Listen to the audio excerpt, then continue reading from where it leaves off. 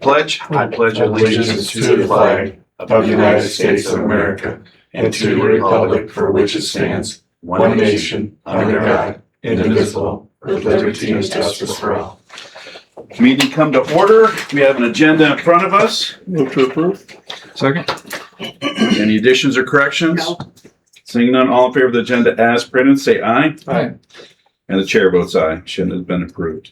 We'll go to public input. Any public input? Move to approve the minutes from August 18th. Second. Any additions or corrections? Seeing none, all in favor of the minutes as printed from August 18th, say aye. Aye. And the chair votes aye. We have claims. Move to approve claims, authorize order, issue checks. Second. Any additions or corrections? Seeing none, all in favor of the claims, say aye. Aye. Aye. And the chair votes aye.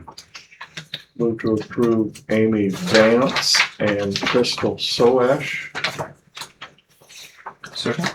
Yeah, Amy's for CBS. She is a new hire, and then Crystal is a scale increase. So all in favor, say aye. Aye. And the chair votes aye. We've approved those. We have a management habitat release, a management lease for Dave Rader. This is something Andy talked about last week. This is a lease agreement for 76 acres north of C33 along the Wapsie-Pennakin. And Cassandra, got any other things to say? Dave had the lease the last time this was put out. I think this will be now our second time with this bid out. Andy's happy with the way things are working there, so I think he kind of explained it last week that he doesn't have any concerns with continuing on. But we did a pretty thorough review on that lease, the lease agreement last time before we let it, and no issues with it, and nothing's come up over the term of the first I leg only of have it. one question regarding number 10 of the lease agreement, with how many of our agricultural friends are taking on, I'm going to use the pig business for one. They are raising other people's livestock or pigs. Would that be considered subleasing? Does anyone know if, I don't think the Rader family does that, or probably are not planning to do that, but if he were to say, I'll feed out cattle for you, is that constitute sublease, or is it still, since he's in a contract with someone else to do that? As would he long as be he's okay? doing the work, he had, it's his responsibility. What he can't do is lease it out to Dewey, and Dewey brings in the cattle, and Dewey's now. That's the way I understood it also, but I thought maybe we might at least discuss that we're aware of that other option that could be available. So move to approve the lease agreement between Bremer County and Dave Rader. Second. All in favor of the lease agreement, say aye. Aye. And the chair votes aye. Committee updates. I had intercog meeting last Thursday. Highlights were the new administrative assistant Jen Johnson from Waverly that's taking over down there, is having her role expanded a little bit, doing more with the website, and they're going to do more staff training, keeping some of that within rather than going outside the organization. The inlet in the parking lot is, something's happening with it, so it needs to be worked on.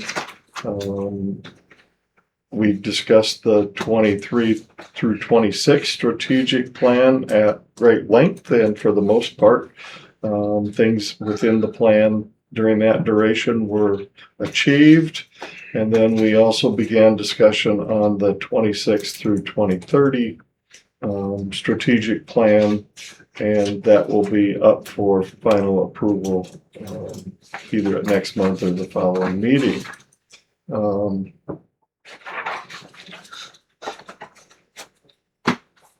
The auditor's engagement letter had to be delayed because the auditor that was working for the firm that we hired has taken a different position. So they're still working on presenting us a new contract to fulfill those needs. As we all know, that is getting harder and harder to find auditors that do some of those government type audits. Corey and I went through that over at the law board a couple of years ago and finally found someone that seems to be doing a good job over there. It's just harder and harder because there are fewer and fewer of them doing that. And then we discussed how we want to continue to do the director review or annual review, and determined that it's probably best to do it as we've been doing with the full board. Also had just a internet vote for the NERG group approving an insurance payment of $108 that need to happen before the next meeting was scheduled. And then a word of congratulations, you maybe heard, but Aaron, our emergency management coordinator, has officially been certified by Iowa CEM. So that's it. I didn't have any boards, committees. We don't have an August community action meeting historically, so that would have been last night. But just some building update. I worked with Scott, go over some of the loose ends that Scott's taking care of. The air handler on the roof is looking at probably like last week of September, early October changeover, with the east air handler being after the election, probably similar time frame to elevator. Working through kind of some of the specifications on the security camera system updates. We got quotes in for the landfill for the cameras out there, and probably going to have a meeting here in the next couple of weeks. Try to get a meeting scheduled to refine the courthouse portion of that a little more between the sheriff and IT and the contractor. Just a few little loose ends we don't quite understand, and then we'll bring it down here and have a discussion before we pull the trigger on that. So, moving forward, just kind of a lot of those details that we left off when we decided not to move forward with the building. So, should have most of those in action here within the fall. Do we know the black mold that's up around mostly the roof line of the building? Is that going to be cleaned off in the tuck pointing process? That was identified in the tuck pointing. Yeah, a lot of that will be part of that process, the cleaning and the. I think I saw Scott has the windows planned to be washed. Are we going to wait then till after that is done? Because I can't imagine that that's going to leave the windows looking too. That's a good question. We touched on that, but yeah, I'm assuming the wash down of that's going to probably make a pretty good mess of the windows too. So, very good point. They're working on the caulk right now around some of the windows, grinding some of that out and getting that replaced. There were some pretty bad loose spots, which some of that, getting some of that moisture up in that pediment wall, was causing some of that mildew. So a lot of like where the building membrane attaches. I don't know what our window contract says. Do we have to have it done, or could we just put it on hold rather than spending that money? Because it'll just, in my opinion, be wasting it. And they're going to wash mold down on the windows. It's going to be a disaster. Plus, the tuck pointing process itself is going to make them pretty messy. I know it's a recurring schedule, but I can look into the contract after meeting today with Scott and see if we can delay it, if there's the ability to. I know it's just a reciprocal schedule, but right. See what we can do there. Seems like it'd be good business sense to consider delaying it or even postponing it for this fall if we feel it's just going to be a waste. So. Yeah, let's just bring that point up to Scott and see what he thinks. And Cassandra, with the building project and all the federal dollars, are you all aligned what's going on? So as far as the federal dollars with ARPA, we're at zero. We're good there. This upcoming April hopefully will be the last reporting cycle. I was going to let you guys know we are going to have to do a budget amendment relatively soon. Motorola, I had put in an amendment to do the final payment in FY26 because we were done with the project. They just needed final sign-offs and whatnot. Didn't come. It's come now, and I've made the payment, and that was $112,524 roughly. Spending authority is coming from the 400,000 that I have sitting there for some of these projects. So being they've started some of these projects, I need to get that spending authority back there. So Okay. just gonna have to do an amendment, and at that point in time, hopefully we'll have numbers for the rest of the camera project and whatnot, so we do it all at once instead of an amendment and then all of a sudden 2 weeks later having to do another. And there's a couple other small ones, third floor lobby carpet. There's some holes through it. It's in poor shape. So Scott has a few of those quotes, and he was kind of hanging on until we got to that point to reallocate some of those dollars. We could have that discussion. So I will get a notice out here in the next week or so. Typically this time of year, if we do budget amendments, it's not just for, hey, I want to throw this in there. It's, hey, something came up and we need to take care of it now. So they usually end up being a little tighter. It's not as many budgets that are touched. Great. Anything else, Corey? That's all I had. Couple small things. Bremer County Conservation Board, Scott Whitcomb, has resigned due to some health concerns, so that'll be an opening. So for people listening, that application's underneath the auditor's page, and they can apply there. So we will reach out to the ones that applied last time and see if they're still interested, and we'll make a decision there. Lindsay is having radon test kits. So just for the public, tomorrow, but today they have it from 2:45 to 4:30, and then on the 31st it's 8 a.m. to 4:30. So just call the office at 352-0082 to get your free radon kit. So that's kind of a neat thing that she talked about before. So Bob, just to clarify, that's Lynn Lee. Not Lindsay, Yep. right? Yep. ISAC. I went to ISAC one day, and it was good. Just for the supervisors, we adopted our platform. We took some things out that passed last year.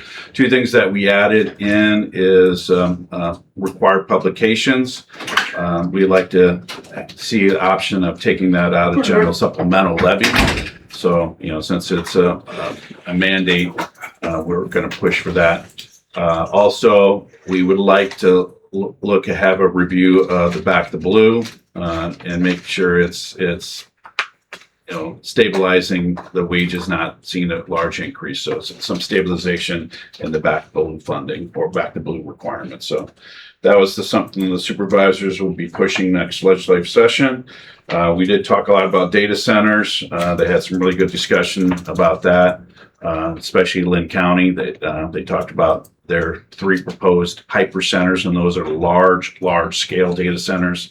And they just pretty much enforce that, hey, make sure that you have a closed loop in your zoning requirements for these. Energy, some type of energy review, because it's both the electricity and gas. Watershed or wastewater.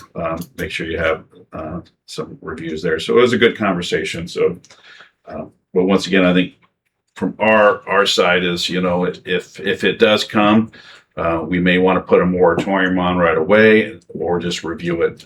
So I think that's something that may come down the road at some point in time. That is it.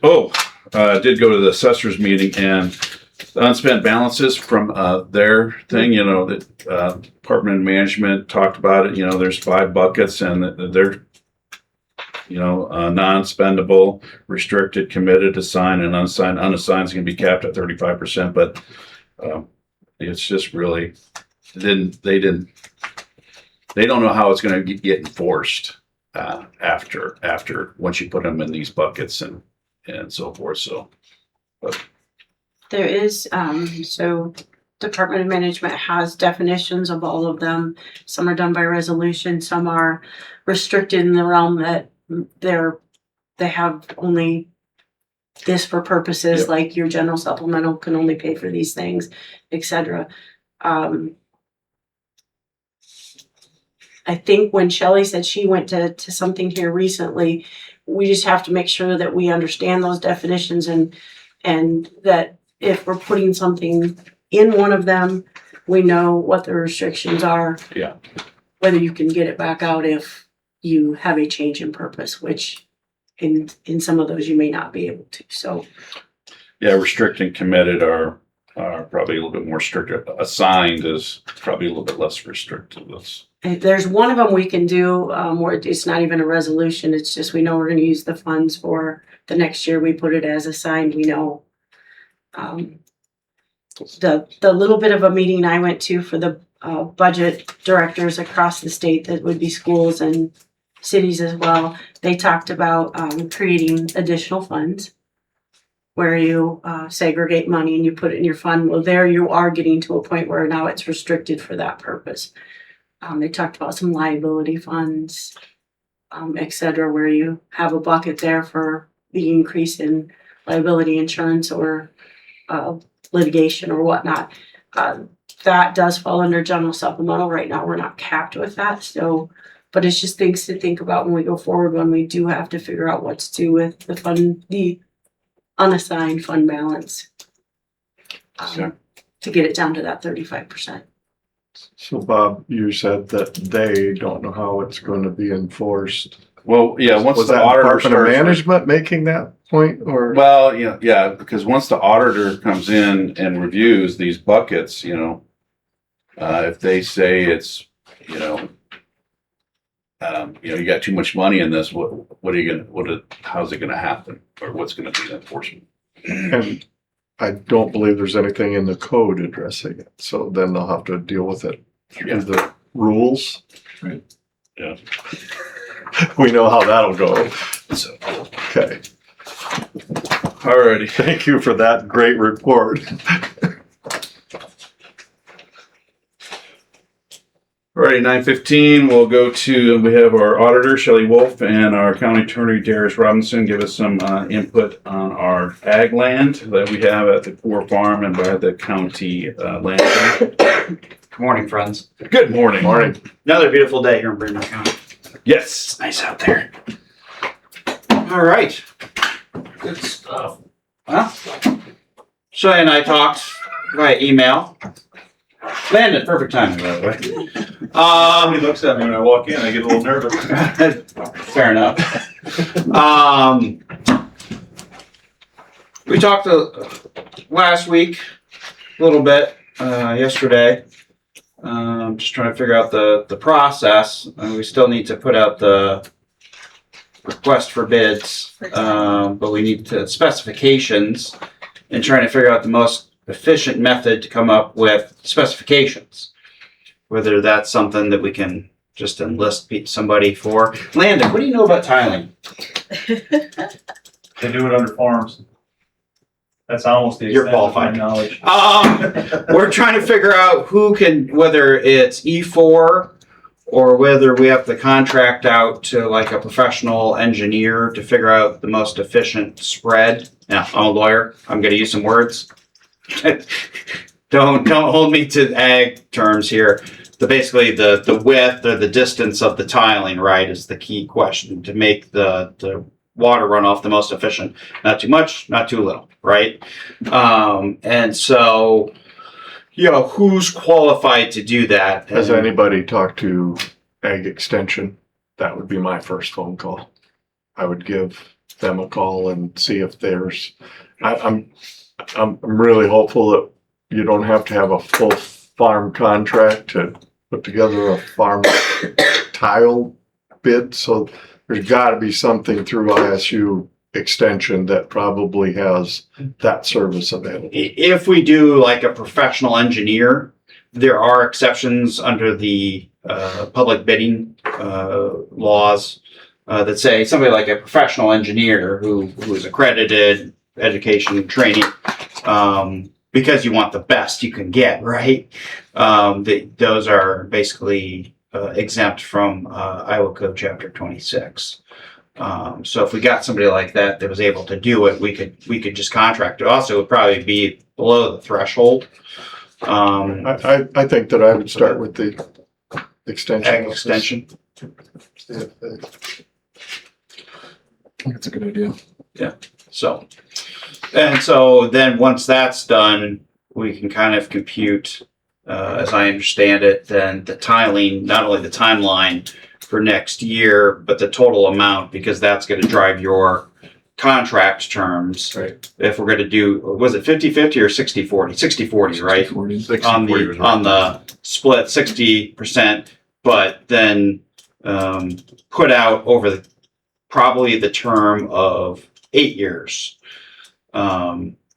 splitting that cost, recouping that costs, at least from the rental, Right. because we wouldn't be able to get it in that first season. So, but of course, then the provision for the CRP land, for the Parcel 4 to be able to. put on the convenience center, obviously the clause then for that if we did that, then there would be a new calculation based on that, and the county would eat then the rest of that tiling amount, because the tenant farmer then would not have access to that property. And then we need to set a date for the public hearing to expand or go past the 3-year threshold in Iowa law, to extend that up to the 9-year then, but to allow up to the 9-year is how we'll word the resolution. We have to have a public hearing on that, allow people to come in, voice their thoughts.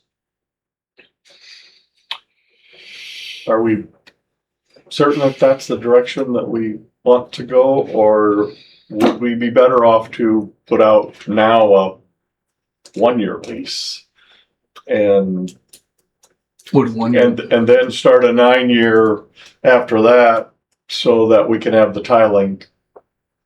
That's the direction I guess I'm leaning to, is with an unknown price or scope on the tile at this point. How do we even structure that 9-year lease? It would be a 1 year with an option for an 8-year continuance, essentially, because we don't have any prices defined. So how would the producer, the grower, You know? kind of told us last time that the extension option isn't really an option. So Yeah, we- because we'd be exceeding the 3 years Right. already. Do we need to do a public hearing to go from 3 to a 1? To add on another 1 year for a tenant that already exists. We don't need to do No, a if we public just hearing to did a- go 3 to 1 though. No, If we just did a no. complete Just new if it's in a contract. different- Yeah, they would have to, the current Excessive tenants, if they rate. wanted to, they'd have to rebid that and then. Right. But no, absolutely, yeah, we can do, 1 year is easy, we can just, they basically would sign the same agreement they had last time, would be kind of my thought. And then that would allow us a year to structure not only the terms for the tiling once we had the numbers, but everything else, and we wouldn't be rushed into a public hearing then. Well, I think it also gives us a little more clarity on when it's gonna be done, because we all know how the tiling season is so short on both ends. Actually, I And know. for us to sign an agreement saying, okay, year 1, there's no tile, but year 2, there will be. What if the rain starts coming this fall and they don't get any tiling done?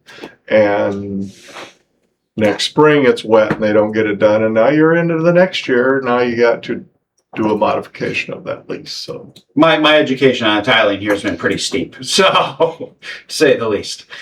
I'm not sure why they didn't teach that in law school. I don't know why either. That should have been in property. I don't know, somewhere in there with easements and eminent domain and everything like that. The future interests. I do agree with you, and maybe just extend the current leases to Well, let's not say extend. or a new lease New leases. for the ones that have it, based on the same term, basically the same terms. And then have Shelley work with extension and try to figure out the tiling, and then do something as a 9-year lease after that. So do we want to combine the 4 parcels in this new 1 year lease? Do we want to make that step forward? Or do we want to just keep it individual parcels as the previous 3-year was? It's a great question. I would suggest leaving it as is. I agree. I think keep it as simple as lease changes. We're just going from 3-year to a 1 year. It's an interim. And then we'd have to rebid out for the 1 year contract. Correct. I That do. would be my desire. Yeah, I know I do have a concern, this is just me. One major lease, I think there's, I agree that the poor farm should be one. I almost kind of wish the landfill was a separate one. It's just, We just received an email Yes. stating that same thing.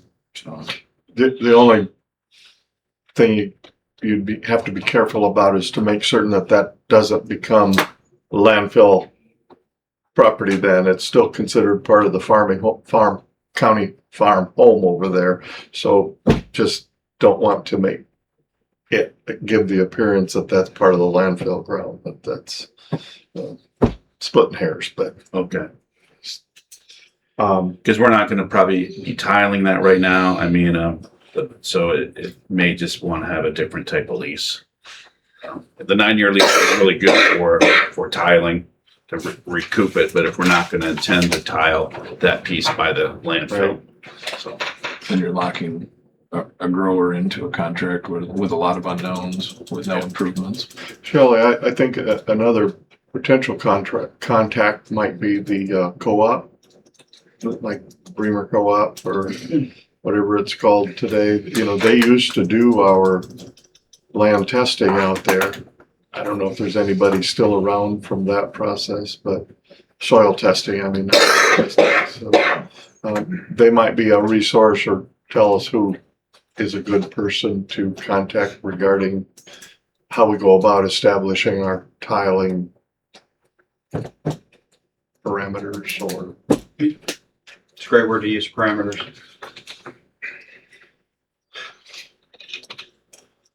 Some ideas.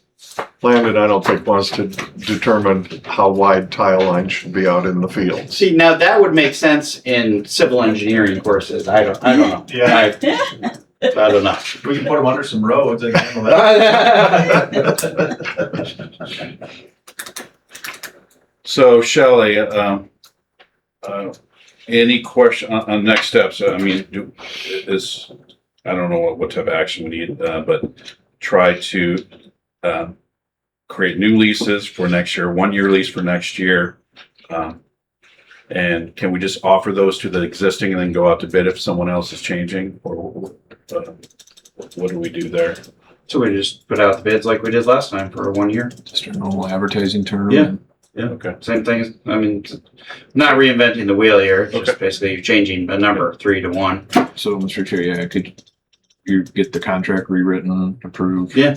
Get it back to us next week. Okay. And then, Shelley, can we ask you to reach out to some of these people about tiling and work on that and bring that? We already have the contract for 9 years, so it worked on. And how do we? At that point in time, can we then talk about whether it's one big lease or 2 leases? Or how do you want to go with that? I tend to side with the direction you just mentioned with doing 3 and 1 still. Greg gave some arguments the other way. I still feel because we're not putting the improvements into that. Between that and potentially a new farm bill to maybe put that into pollinator if it's a better. I know this last time we benefited from having it separate, but there was a kind of a run up in bid prices, just trying to capture everything by a grower. But historically, that parcel has brought a much lower return. Going forward, I mean, we can make that decision when we draft that and approve it. But I think we'll probably be looking at 2 options, Shelley. One with tile improvements, a 9-year lease, and one without tile improvements, the remaining one with a 3-year lease. But definitely anything around the county farm would be one better. Dewey, is that okay? I don't know if I'm ready to vote to take the parcel D out of production. Corey, I'm not arguing with the idea of it might be better economically, but we hear from our agricultural friends constantly when we have these additions discussed that you can't take ag land out of production, and therefore I'd be a little hesitant to want to take it theoretically out of production to put it into wildflowers or whatever they do in those programs. So are we absolutely certain that that field won't benefit from tiling? Or should we be looking at, since we're doing such a major tiling project, should we also be looking at if that field would in fact benefit and bring the production up, then would we be better off to just get quotes to tile that as well and put it in as one? And I'm okay, you know, the biggest thing is if you're not gonna tile it, I don't think it should have a 9-year lease. That was my biggest thing. sure, and I agree with that. That is a solid point, but I'm not totally convinced that it wouldn't benefit, and therefore we ought to just be doing it. And My understanding that what was discussed, the benefit would be marginally less because of the slopes that are on that parcel. It does drain much better than the flat ground around the borehole. And it's a poor soil. It's not as, it's more, I think it's more clay and silt than the nice loam around the poor farm. So, well, I mean, if it's clay, it would benefit more from tile, right? It was Because running clay off the wouldn't- surface, right. but it may get moisture into it. I know I've had those talks with a couple tilers where sometimes that, breaks that hard pan and gets the moisture down into it, which allows it to root. So Has anybody asked the farmer about, the renter about, if they feel that, I asked Darwin and he thought there was some tile in it, but that it's not pattern tiled. okay. Darwin farmed it back years ago. and Luke farmed it also, if somebody, Yeah. maybe we should give Luke a call and see if he would.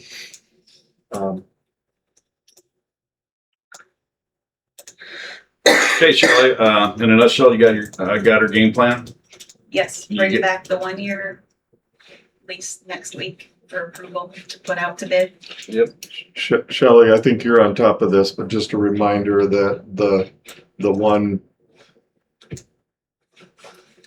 quote that we received, remember that specific, there was that suggestion that we ought to consider increasing the size of that, The main, leaving, and it goes through another person's farm field. So we have to make sure that we have that in the conversation with whoever is working up the tile. Yeah, I've plus, got what plus, Sam Smith wrote to Greg. Okay, and I don't remember if it was mentioned in there. One of the conversations I had this last week was just getting that main deeper as well. I don't know if I can't remember if that was mentioned in there, just so that would allow the tile in the fields to be deeper to start with.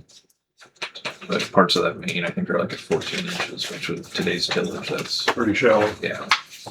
We don't need a drainage district 5 situation again. Okay. Anything else, Shelley? Darius, I got a book on tiling. I'll get it to you. I appreciate that. Thank you. I'll be sure to put it on the stack. It's probably a little dusty from all the gravel roads he travels. That's fair. Good. Thank you very, very much. Thanks, Darius. Thanks, everyone. Landon, Morning. got 2 action items for you. Yes. And why don't you brief us on, and just remind the public what these 2 are, and then we'll vote on it. So these are the final 2 pieces of right-of-way being acquired for the 10-6 bridge, which is on 260th west of the Denver Quarry. These were a little more complicated due to some of the issues we'll get into here. So this first one, Dahlquist Habitat Acres. Mr. Dahlquist has some veneer walnut trees planted on the south side of the road, and unfortunately, as part of this project, with the regrading going on with the ditch and the side channel, we will get into those trees. So finding a proper value, our typical methodology for capturing tree value was essentially not a fair value for what those trees are. So that's captured under our tree loss part. Ultimately for this one, for the permanent easement, we've got 0.45 acres of right of way. Total cost for that, $24.42. and some change. Tree loss total $20,404.44. And then for the Dahlquist property, we also have a temporary easement contract, 0.31 acres of right-of-way, total value there just under $842, excuse me. Landon, I think, you know, I'm a woodworker and I appreciate walnut. I don't really like working with it, but it's beautiful. What is a veneer walnut tree as opposed to a walnut tree that grows out in the woods? It's got something to do with the grade of the wood. I don't quite frankly understand it either, but Process of pruning and trimming. Nothing larger than a quarter for a branch, so constant pruning annually. It's high maintenance. And so we actually, Mr. Dahlquist himself went out and got some additional appraisals on those trees, and then it was pretty good to work with. He kind of met us in the middle on what he was thinking, where we had been at. So it's always good to learn something. Yeah. Move to approve. Second. Okay, move to approve for temporary easement, and permanent easement for Dahlquist Habitat Acres. All in favor say aye. Aye. And the chair votes aye. That one's been approved. Go to the next one. Next one, the Heidemann Properties. This Same is another location, one. same Same general location, opposite side of the road. This one has a really large impact, is what caused a longer negotiation on this one. So the permanent is only 0.07 acres of right of way for $3,376. However, between the permanent and the temporary, we've got a little over half an acre, and it's pretty much all trees. Total tree value $33,965. That is over 80 trees included in that. And some very old trees, some trees that have been there a long time. Large ones, there's a handful of 36-inch walnuts and 2-foot plus other trees. So pretty big impact on that part. And then the temporary easement, because that's a little larger, we got almost half an acre, 10,611 on that one.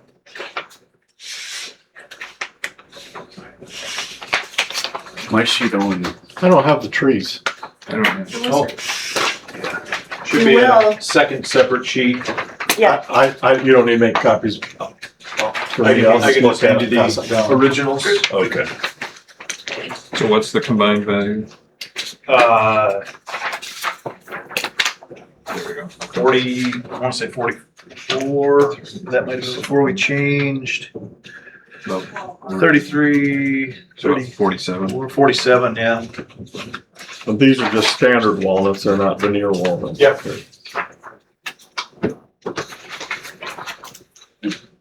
You want this as part of what you're signing? Well, I emailed, everybody has it as a document as well. Okay. Thank you. I move to approve. Second. Okay, all in favor of the permanent easement contract and temporary easement contract for Laney and Randy Heidemann, say aye. Aye. And the chair votes aye. We are, that is done. Committee up or updates? Any other updates? Not a whole lot. Patching, we heard from yesterday where we did the culverts this summer. They'll be in the week of September 7th. We're hoping to get them in a little sooner, but that does allow us. We're going to do some additional work. There's a culvert east of V21 in Bremer there that's got a pretty bad, it's been settling pretty bad. It's a pretty bad bump through there. So we're going to replace that one in the meantime. On C33? On C33. Right by the co-op there? Yeah, yep. They did finish up the 2 bridges on C50 just in time for Wapsie School to start. So they finished up yesterday. That'll be included in that patching. Will the road be closed for the patching? Yeah, but typically what we do with those, because that's a high impact school area, they'll come in, they'll start on that one a little later in the day and then try to be finished with that patch before school gets out. So that's what we did last time. It worked out pretty well timeline wise. We'll attempt to do that again. We'll have that And discussion. are these all asphalt patches? Yep. And only other thing is we did turn in our annual report to the DOT. So as soon as we get that approved, I'll submit that for review here.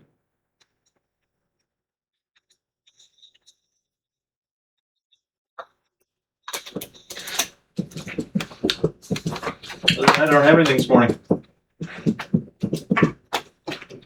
Anything for you? We still continuing to work on the consolidating of the Reedland and Tripola shops, or did that just get forgotten about? No, that's, Thank yeah, that's actually the first note on my desk when I get back. I've got to go meet with the DOT to review a couple of our bridge inspections this afternoon, but whenever I'm back in the office, I'll look at that. We've been working on that property south of Tripola. Haven't got a whole lot of traction there. It'd be an ideal spot for that.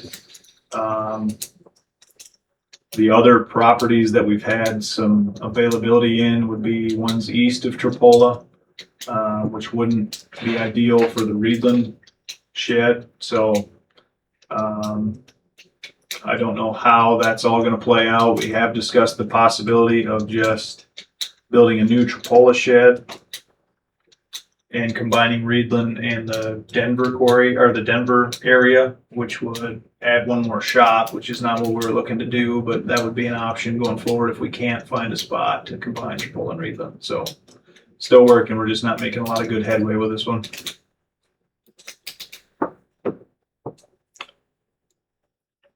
What about that property, and I brought this up once before, north of Highway 3 on the west side of the road that's largely pasture land? Yeah, Thinking it might be Stratman. Did we check on that to see if there was 3 or 4 acres available? I know we looked at it. I don't remember if anybody talked to Ethan or not, but I'll circle back on that and make sure we did. It's never been crop, and I know down low it's flood, but up in the one corner it seems like it would be, and that would be a very Good location. acceptable location. Not as great for Tripola, but Yeah. This has been going on so long, I can't remember who all we've talked to. I don't remember if we yeah. talked to Ethan. Might or not but check your notes and check yeah, on I'll that. go back through it.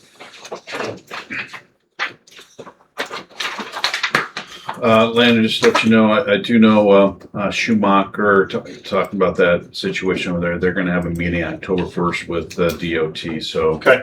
I don't know who they want from us, but I will ask. Okay. Who they want from Bremer County, their president.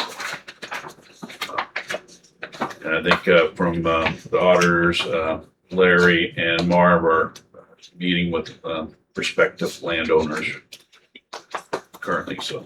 Okay. Hopefully by that time I'll have some idea. Great, and we got our Highway 63 in Wapsie, information right here, so, Yep. so they sent it to us, so. The DOT. We'll be writing a test for that. Yeah, I've got a copy of it too, so I can study. So So thank you very much, for your information. Cassandra, next week. As of right now, you have, a public hearing on the preliminary plat.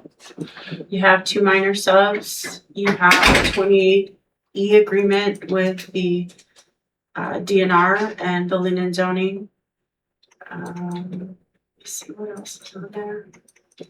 Are we going through, we're going through a full preliminary public hearing again for, Yeah, I decided to do that because, last time, they either they gotta come early and do public comments, okay, or, that, so since this is somewhat, I wouldn't say contentious, but it is something that planning and zoning didn't have a good agreement on, that let's have a public hearing so they don't have to come in early, and then we'll adopt the preliminary plat.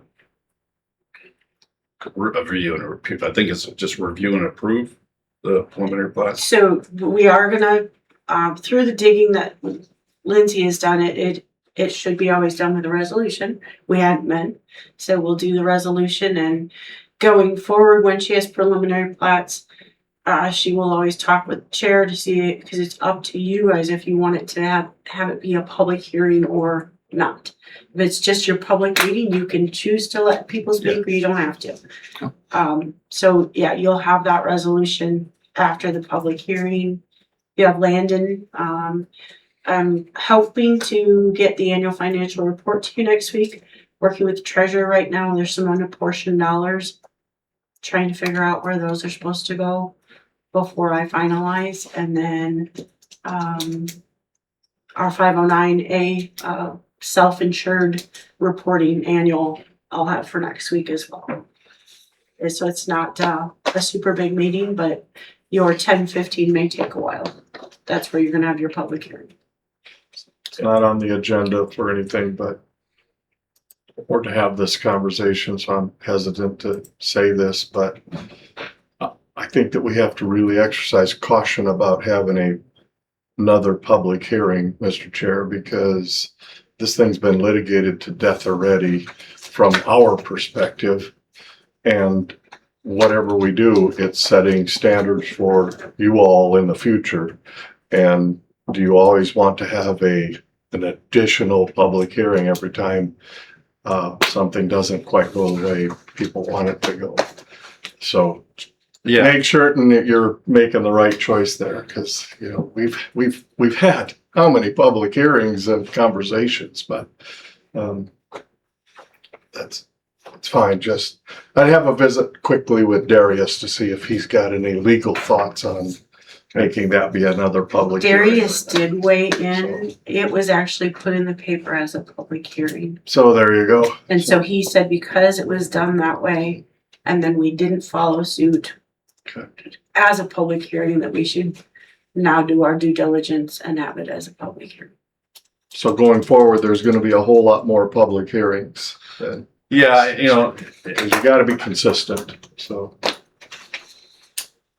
and to me, it's, I thought it was an option, and if there was a disagreement in planning and zoning, then we probably should hear about it a little bit better, but, and it also comes down to maybe we just have public comment before each thing, rather than force people to come in early, but that's, I'm okay with public hearing as long as it stays on point. It's germane to the issue at hand, and it's not just rehashing the same thing over and over. It's not in the best interest of everyone's time.